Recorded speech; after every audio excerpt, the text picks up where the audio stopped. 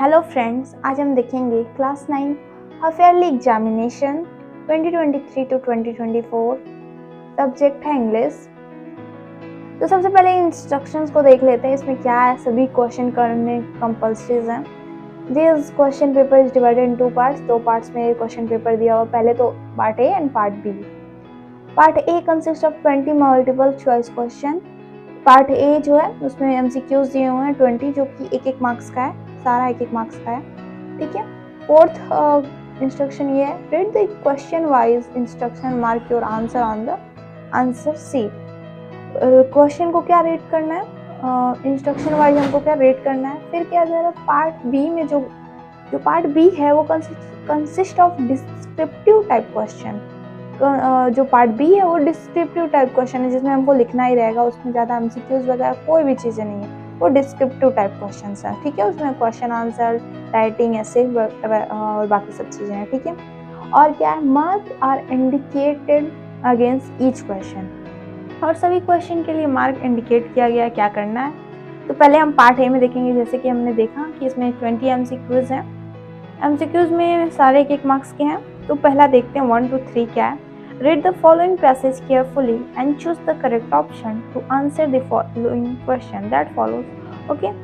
तो ये पहले पैसेज को पढ़ना पड़ेगा और क्या सिंपली और जो चूज द करेक्ट ऑप्शन दिए हैं 1 to 3, इसको हम सॉल्व करेंगे। तो पहले देखते हैं, the word victory generally associated in our mind with war. जो विक्ट्री वर्ड है वो जनरली किससे एसोसिएट होता है हमारे माइंड में? वार से, ठीक है। जब भी हम विक्ट्री वर्ड सुनते हैं तो हमारे दिमाग में क्या आता है? वार आता है, ठीक है। जैसे कि हम लोग विजन ऑफ बैटल कहते हैं, ब्लड सेट कहते हैं, या फिर कन्क्वेस्ट मतलब हम लोग हार जीत की बात करते हैं। जिसमें लड़ाई के बारे में बात करें, ब्लड सेट की बात करें, तो वो क्या जाता है? वॉर को ही हम लोग कहते हैं ये सारी चीजें। And we think as a war is a glorious thing because of its famous victories and splendid triumphs. But when we think of the achievements of great men, statesmen, scholars, social reformers, scientists, philanthropists, explorers, discoverers, and honest workers for the betterment, human race, and the progress and civilization of the world, we realize that the victories of peace are even more glorious than the victories of war. तो इससे ये सारी चीज़ें पढ़ के समझ में आया कि विक्ट्री का बारे में पूरा ये जो पैराग्राफ है वो दिया वो विक्ट्री के बारे में, जिसमें विक्ट्री का जनरली मतलब क्या हो रहा है? वॉर से रिलेटेड है। वॉर को हम लोग क्या क्या कहते हैं? विजन ऑफ बैटल भी कहते हैं, ब्लड सेट भी कहते हैं, और क्या कहते हैं? कॉन्क्वेस्ट बाय फोर्स भी कहते हैं। फिर कह रहा है कि ये ग्लोरियस थिंग है जिसके कारण हम विक्ट्री को चाहते हैं बहुत सारी। और अब बहुत सारे लोग ये नहीं चाहते हैं कि वार करना चाहते हैं। जो ग्रेट लोग की सोच होती है वो क्या? स्कॉलर, सोशल रिफॉर्मर, साइंटिस्ट, ये सारी चीज़ों की सोच है। वो ये नहीं चाहते हैं कि वो क्या करें? वार करें। ओके, तो इसमें यही बताया जा रहा है कि we realise that victory of peace are and more glorious. ये बहुत ज़्यादा ग्लोरियस, गर्व की बात होगी वॉर्स की विक्ट्री। अगर हम किसी वॉर में जीतते हैं उससे ज़्यादा गर्व की बात होगी किसी हम जीत में ऐसी जीत मिले जिसमें शांति हो, कोई अलग वॉर से रिलेटेड ना हो। तो इतना आपको समझ में आ गया होगा। तो पहले क्वेश्चन को हम रीड करते हैं और फिर सॉल्व करते हैं। What do we generally think about the word victory? हम क्या हमेशा सोचते हैं विक्ट्री?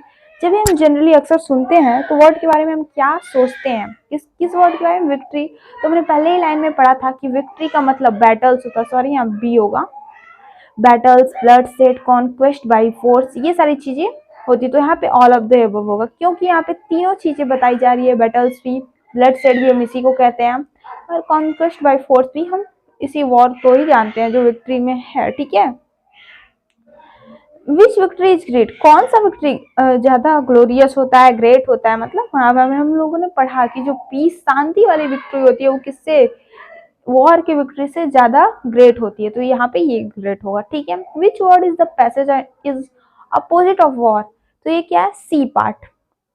पीस, वॉर का ऑपोजिट क्या होगा? ग्लोरी? नो। सिविलाइजेशन? नो। यहाँ पे पीस होगा, शांति। वॉर मतलब युद्ध, बहुत बस सो गुलवा, वॉर में सो गुलवा, वैसे पीस इससे related. Victory? No. Okay, I hope इतना आपको तो समझ में आया होगा। चलते हैं आगे क्वेश्चन की ओर, जो कि क्या है 4 to 8, जिसमें कि हम देखेंगे फिर से choose the correct option to answer the following question. क्योंकि जब तक हमने देखा कि पार्ट ए में हम 20 MCQ सॉल्व करेंगे, तो इसमें ये 4 to 8 दिए हों। 4 क्या है? I dash there with my parents मतलब ये क्वेश्चन किससे रिलेटेड है, ग्रामर से। आई विल गो देयर ये भी सही है, वेंट भी यूज कर सकते हैं, हैड गोन भी इसके लिए परफेक्ट है। ये सारे इस सेंटेंस में हम सारे वर्ड्स को यूज कर सकते हैं, इसलिए क्या तीनों सही होगा। If you want to know about new thing, अगर तुम किसी चीज को जानने के लिए उत्सुक हो तो उसी को हम क्या कहते हैं, क्यूरियस कहते हैं। Okay, rearrange the following word clusters, यहाँ कुछ वर्ड्स दिए गए हैं क्लस्टर मतलब ग्रुप में, to make a meaningful sentence, एक मीनिंगफुल सेंटेंस बनाने के लिए। तो यहाँ पे क्या दिया, क्लस्टर ऑफ वर्ड्स दिया है, जो कि क्या है, हमें इसको अरेंज करना है। तो 4 ऑप्शन दिए हुए हैं। My toys love to share his brother, क्या उसके टॉयज, ये सेंटेंस का कुछ मतलब ही नहीं निकल रहा। ओके, ब्रदर, यहाँ पे ब्रदर ब्रदर होगा, ब्रदर सॉरी, यहाँ पे brother loves his toy to my share, ये भी गलत है। My brother loves to share his toys, क्योंकि यहाँ पे सब्जेक्ट और यहाँ पे वर्ब और ऑब्जेक्ट, यहाँ पे सही सेंटेंस बना है, तो ये क्या हो जाएगा, right answer. Which of the following word is miss spelled, कौन सा गलत है, तो अबंडेंस गलत है, क्योंकि जब भी देखो एंस आता है ना किसी भी वर्ड की लास्ट में, तो ज्यादातर तो ANCE ही होता है। तो अटेंडेंस तो सही है, एक्सेप्टेंस भी सही है, एंड एक्वेंटेंस भी सही है, लेकिन अबंडेंस में DA होगा ना कि E। He jumped the well to save drowning girl, कभी भी किसी चीज में अंदर गिरने की जब भी बात आएगी, किसी भी चीज में, पानी में या फिर किसी भी चीज, तब हम इनटू का यूज करेंगे, ना कि इन का। क्या यूज करेंगे, इनटू। फिर यहाँ पे कुछ चूज द करेक्ट ऑप्शन है, फिर से फिर हम पैरा पढ़ना है। यहाँ पे पैरा दिया हुआ है, यहाँ पे अल्बर्ट आइंस्टीन के बारे में बताया गया है कि अल्बर्ट आइंस्टीन कब बॉर्न हुए था, किस सिटी में, जर्मन सिटी ऑफ उल्म में, without an indication that he destined for greatness, on the contrary his mother thought Albert was fake, ये फेक है, मतलब ये डिफरेंट है। ठीक है, क्यों डिफरेंट लगते थे ये, क्योंकि इनका जो सर है ना वो बहुत बड़ा था, लार्ज था। Why does her mother think that he was freak, क्यों फ्रीक कर लगते थे, because his head seem much too large. Very good, यही सही है। व्हेन वाज आइंस्टीन बॉर्न, कब बॉर्न हुए थे, सिंपल, पहले ही लाइन में लिखा हुआ 14 मार्च 1879, तो ये आंसर हो जाएगा। फिर आगे क्वेश्चन की ओर बढ़ते हैं, 11 to 13। Choose the correct option, same वही चीज फिर से हमें करना है। इवेलिन बिलोंग फ्रॉम, अगर आपने बुक पढ़ा होगा तो आपको पता होगा, जो इवेलिन ग्लेली थी, जो कि सुन नहीं सकती थी, लेकिन वो क्या फील करती थी किसी भी चीज को। ठीक है, तो वो कहाँ से बिलोंग करती हैं, स्कॉटलैंड से। केजिया वाला चैप्टर भी शायद आपने पढ़ा ही होगा, जिसमें कि क्या है, Kezia thought her father like, अपने पिता को जायंट की तरह समझती थी। Einstein receive Nobel prize for physics, Einstein को नोबेल प्राइज कब मिला फिजिक्स के लिए, तो कब मिला, 1921 में मिला। ठीक है, रीड द गिवन एक्सट्रैक्ट, यहाँ पे कुछ एक्सट्रैक्ट फिर से मतलब पैरा दिया हुआ है, इसको रीड करो और क्या करेक्ट ऑप्शन में फिर से यहाँ पे क्या करेक्ट ऑप्शन चूज करो। I will go now, I will arise and go now and go to Innisfree, मैं उठूंगा और जाऊंगा, कहाँ जाऊंगा, इनिस्फ्री के लिए। And small can build there, और वहां पे मैं क्या बनाऊंगा, एक छोटा सा कैबिन बनाऊंगा, मतलब अपने रहने के लिए एक छोटा सा झोपड़ी की तरह, कैबिन उसी को कहते हैं। और फिर क्ले एंड वाटर्स, तो वहाँ पे जाऊंगा। इनिस्फ्री क्या एक आइलैंड है जहाँ की पोएट कहते हैं, मैं वहाँ जाऊंगा, वहाँ पे इनिस्फ्री में एक छोटा सा घर बनाऊंगा, किसका, क्ले का, मतलब चिकनी मिट्टी या मिट्टी कह सकते हैं, एंड वाटल्स का मतलब लकड़ियां होती हैं, wattles. 9 bean rows will I have there, और वहाँ पे मैं 9 बीन्स का रोज लगाऊंगा। ठीक है, hive for the honey bee, और एक मधुमक्खियों का छत्ता लगाऊंगा।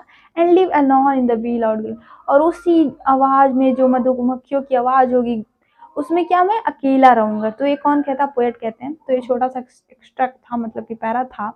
तो यहाँ पे क्वेश्चन है, I will go now, whom does I refer to, I किसके लिए यूज हो रहा है, पोएट के लिए। पोएट इसके कौन है, विलियम बटलर एट्स है, तो ये आंसर हो जाएगा। Where does the poet decide to go to, वो कहाँ जाना चाहते, तो इनिस्फ्री आइलैंड, जैसे कि मैंने बताया कि इनिस्फ्री एक आइलैंड है जहाँ की पोएट जाना चाहते थे।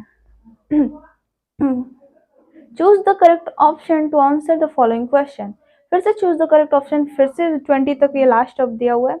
The little boy going to fair with his parents, जो एक ये सप्लीमेंट्री बुक का चैप्टर है मोमेंट्स का, जिसमें कि आपको एक क्वेश्चन आपने पढ़ा होगा इस चैप्टर को, द लॉस्ट चाइल्ड, उसमें का एक क्वेश्चन है कि जो लिटिल बॉय है किसके साथ फेयर में, मतलब मेले में जाता है, तो वो अपने पेरेंट्स के साथ जाता है। Toto was bought for 5 rupees, Toto कितने रुपीज का खरीदा जाता है, 5 रुपीज का। आगे बढ़ते हैं क्वेश्चन नंबर 18 पर, क्या है, Mahendra was an in a form था, वो किसमें, मतलब किसमें काम करता था, वो किसमें दृढ़ था, तो वो एक जूनियर सुपरवाइजर था। Who came in that town one day, एक दिन कौन टाउन में आता है, तो कौन आते हैं, गुरु और डिसिबल, मतलब शिष्य और उसका चेला, या सॉरी गुरु और शिष्य, ठीक है।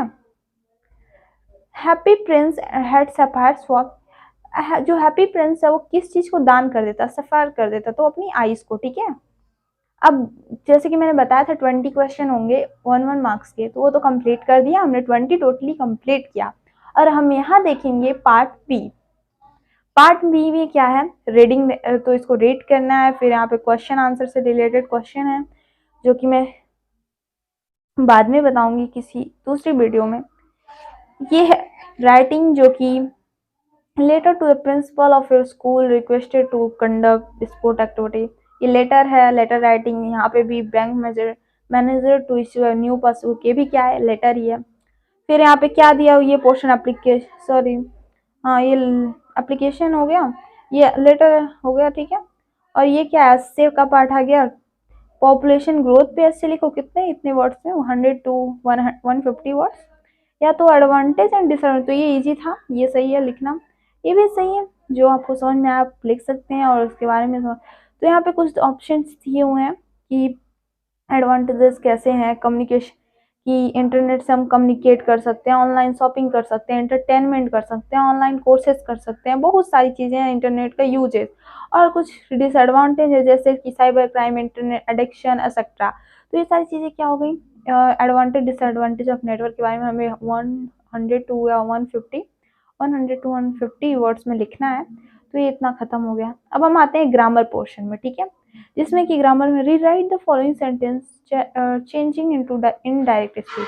अब इसको इनडायरेक्ट स्पीच में चेंज करना है, कन्वर्ट करना है, तो ये डायरेक्ट स्पीच में दिया हुआ है। तो इसे हम क्या कर देंगे, जब भी सेट टू रहेगा और प्लीज उस डायरेक्ट स्पीच में आएगा तो हम उसमें रिक्वेस्टेड का यूज कर देंगे और टीचर के बाद टू लगा देंगे और ये बाकी वही रहेगा। तो ये हो जाएगा, the boy requested the teacher to give me 1 days leave. Change the following into passive voice, इसको हु टॉट यू इंग्लिश, तो इसका क्या हो जाएगा passive voice, by whom were you taught English. Okay, punctuate करना है तो क्या हो जाएगा, ही रोट, यहाँ पे कॉमा लगेगा, आई कैपिटल हो जाएगा, ये भी कैपिटल हो जाएगा, सॉरी यहाँ पे फर्स्ट लेटर हमेशा कैपिटल, पंक्चुएशन का काम करना है, जो क्या मिस्टेक्स है, ठीक है। आई यहाँ पे कैपिटल होगा, फुल स्टॉप हो जाएगा। यहाँ पे 4 कोई भी डेफिनेशन पार्ट्स ऑफ स्पीच में नाउन प्रोनाउन 8 हैं, उसमें से कोई भी 4 के डेफिनेशन लिखने हैं और एग्जाम्पल के साथ, ठीक है। अब लिटरेचर पोर्शन में आते हैं, जो कि है लिटरेचर पोर्शन में क्या है, answer the following question 30 to 40 words each. Where does Evelyn give free concert, कहाँ देती थी इवलिन अपने फ्री कंसर्ट कहाँ देती थी, ठीक है। तो ये क्वेश्चन आंसर है। और ये who were the people in Kezia's family, अगर आपने पढ़ा होगा क्वेश्चन आंसर तो आपको ये इजी लग रहा होगा। फिर हम देखेंगे कुछ क्वेश्चन आंसर्स और भी, जो कि हैं why did Einstein write a letter to Franklin Roosevelt, Roosevelt को क्यों, वो वार्न करने के लिए, जो बम अटैक हो रहा था उसको वार्न करने के लिए वो क्या आइंस्टीन लेटर भेजते हैं, किसको लेटर राइट करते हैं, फ्रैंकलिन रोजवेल्ट को, ठीक है। What does the poet here, poet क्या सुनते हैं इन हिज हार्ट, अपने हार्ट में क्या वो उनको सुनाई देता है, ठीक है। क्वेश्चन आंसर फिर से कुछ है, 60 वर्ड्स में लिखने हैं, एक करना है, कोई 2 दिया हुआ है, इसमें भी और का कोई एक करना रहेगा। When and how does Bismillah Khan get his big break? What had once happened to the Tommy's teacher? ये सारे क्वेश्चन आंसर हैं। अगर आपको समझ है 8 लाइन पोयम, सेंट्रल आइडिया मतलब कि पोयम के बारे में, उसको हम ब्रीफली, इसको हम अगर पोयम को इन पैरा में अगर हम बना सकते हैं तो वही लिखना है हमें वर्ड्स में, 60 वर्ड्स में, ठीक है। इस इनमें से किसी में से, इन पोएम्स के किसी सेंट्रल आइडिया को ही लिखना है, ठीक है, और कोई नहीं, पोएम तो कोई भी, ठीक है, जो क्वेश्चन पेपर में वो नहीं, जैसे कि बहुत सारे पैरा दिए हुए हैं, इनिस्फ्री भी पोएम ही है, द आइलैंड ऑफ इनिस्फ्री, ठीक है, तो वो नहीं लिखना है। इन तीनों में से ही कोई सेंट्रल आइडिया पोएम जो बुक में सिलेबस में हो लेकिन इस क्वेश्चन पेपर में ना हो, वो पोएम लिखना है। Answer any one of the following, यहाँ पे लॉस्ट चाइल्ड, ये सारे क्वेश्चन आंसर्स हैं। आई होप आज को ये वीडियो समझ में आई होगी। Thank you, thanks for watching.